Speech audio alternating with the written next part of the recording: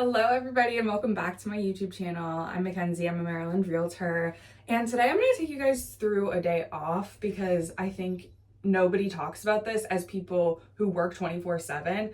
Real estate is just one of those fields where you have to roll with the punches, but also we want to take a vacation sometimes, and I like to actually clock out. I don't want to do things while I'm on vacation. That means we have to prepare at the same time. We'll talk about how I do that and I'll show you guys that whole process. But right now I'm in the bathroom. I'm just getting ready, and I don't know if you guys could hear that in the video, but my cats are fighting. I'm gonna finish getting ready, which is just gonna be like packing as I go, and then I have to finish the laundry, and then we'll go upstairs and do client stuff once I have completed those tasks. As a type A person, I hate packing because it makes me feel like my things are in 10 places at once, because they really are, and that just feels like a mess to me. As far as packing goes, I have literally given up. I've just thrown a bunch of comfy stuff in this side because I don't think we're really planning to do anything but swim, tan, be outside, whatever, and then be in the house. So I don't need any like fun, crazy outfits for this weekend. However, we did just get back from vacation. So this suitcase was opened, laundry done, and basically repacked. And then that stuff over there is my boyfriend's stuff that he also just unpacked. I think we're both just tired of living out of a suitcase, but grateful nonetheless because vacations are fun and we're glad to be surrounded by good people. Random life hack if you're a traveler, I have this pink flamingo bag that is waterproof, and I bring all my bathing suits in this, and then when I leave, I always usually have a wet bathing suit, but they're dirty or whatever. Put them back in here to separate them from your dry clothes. Okay, so now we are upstairs for the fun part because we really need to check in with every single person that we're working with currently. And the reason I'm doing this is because you might think the opposite. Like, I'm going on vacation, I shouldn't check in with my people because if they need to do something right now, then I'm not going to be able to do it with them, so I'll just wait for them to reach out. No, that's not the way that you want to do it if you want peace of mind on your vacation. If you prepare for it now, like while you're in packing mode, preparing mode, whatever, then when you're on vacation, everything will be taken care of because you've already asked them in advance. And it builds good rapport with them because they like to know, oh, you're going to be out of town, but I'm still being able to be taken care of if that's the case. Now, the second part of that is having someone as a backup for you, and this can be a mutual relationship with this person. I am lucky enough to work with my mom now these days. She is an awesome realtor herself, and so if she goes out of town, I'll cover for her and vice versa.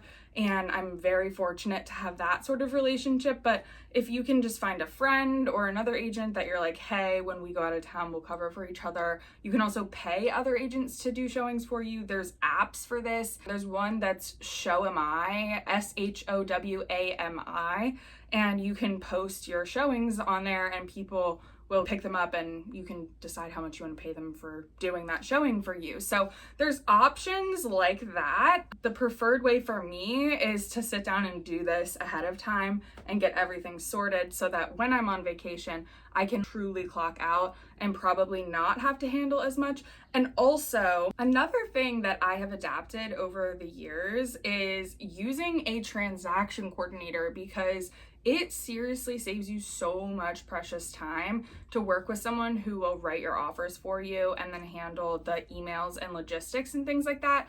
Now, I wouldn't recommend this if you're a brand new agent because I think it takes away from the learning process. Like, my first 10-15 offers were such a learning experience for me. And then after that, I was rocking and rolling and I knew exactly what I needed to put in my contracts. So if I had a transaction coordinator up front, I think I would have lost a lot of that knowledge piece. But now, 5 years into the business, I can be on vacation, my clients can see a property with another agent, and I can write an offer for them with my transaction coordinator and not really have to do as much behind the scenes. So it's helpful when you want to be able to clock out and kind of outsource your traditional work. That goes without saying that it's a lot of preparation, right? Like, you can't just expect that to happen on its own. You have to be the one to do it because it is your business. So let's talk about what I'm gonna do right now. All right, so directly behind you guys is my CRM. It's actually a whiteboard, and I love using it because I think the tangible aspect of writing things out actually keeps me consistent and makes me want to check in with clients more. I've tried electronic CRMs, and for some reason I never end up following up. Like, I just put everything in there and then I maybe am intimidated by it or something. So I went back to simple. I also heard that every realtor that has a whiteboard is successful or something like along those lines. And as soon as I got one, I started closing more deals. So I'm using that as anecdotal evidence that that statement is true. But nevertheless, on the left side of my board, I'll put up a picture and kind of like blur out because I don't want to like put my clients on blast, but I have a list of the clients that I'm working with. And then I use a symbol system that I just made up that made sense to me to kind of keep up to date with where each person is in their process. For example, if there is a money sign next to someone, that means that they're in the pre-approval process. So I know that they're still working with their lender. And when I reach out to them to do client updates, which I do typically on Mondays, I'll say, hey, how's the pre-approval process going? Whereas someone else who has a check mark next to them is pre-approved, ready to go, and I need to check in to see if they found any properties that they like or that they want to see. I also have something that is an LT in a circle. That just means long term because I'm not needing to check in with them quite as much, but they are kind of in the process.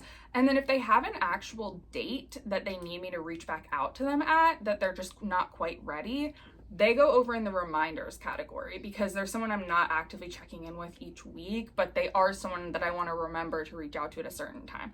I have dates all the way in 2026 on my board for reminders, so you never know how long it's going to be in someone's process, and you just kind of have to roll with the punches. Right now, what I'm going to do is go through my list of client names, and typically I would just do this as I was sitting on my computer, but I'm going to actually write them down so that I can be a little bit more intentional and talk about it with you guys.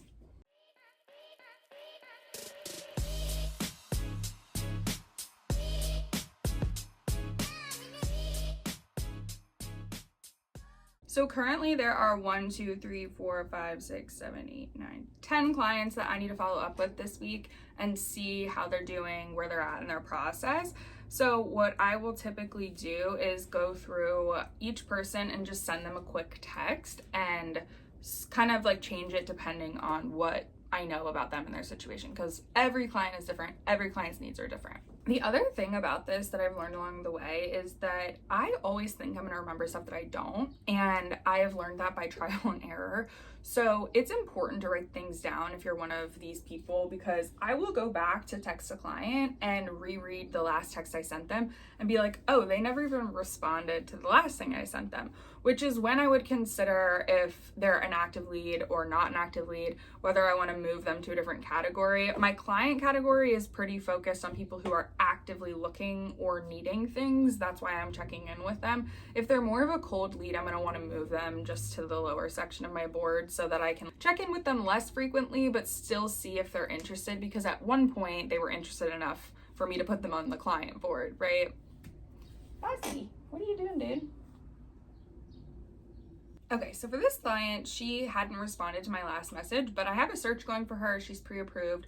So I went ahead and just sent her a message saying, happy 4th, I'm working this weekend. If you need anything, just let me know, along those lines, so that people know they can still reach out. I think that that's a big point to make too, especially if you're going on vacation, because you just want people to know that you're either going to be there or you're not. Last week I was in Montana and I didn't have service, so I wanted my clients to know I will not be available. Let's set up showings now if you want to with other agents. And I did do that with one client who ended up seeing a property. I had no idea what was going on because I didn't have service, but I knew that that agent was taking care of it and we were good to go. This client in particular, just letting them know that I will be available if they need anything. This is a client that I was under contract with, didn't go through the inspection because stuff was wrong, and we still have her money in escrow, so she's still really looking. Obviously she hasn't gotten that money back, but I'm not sure where she's at yet because she has not reached out in a few weeks.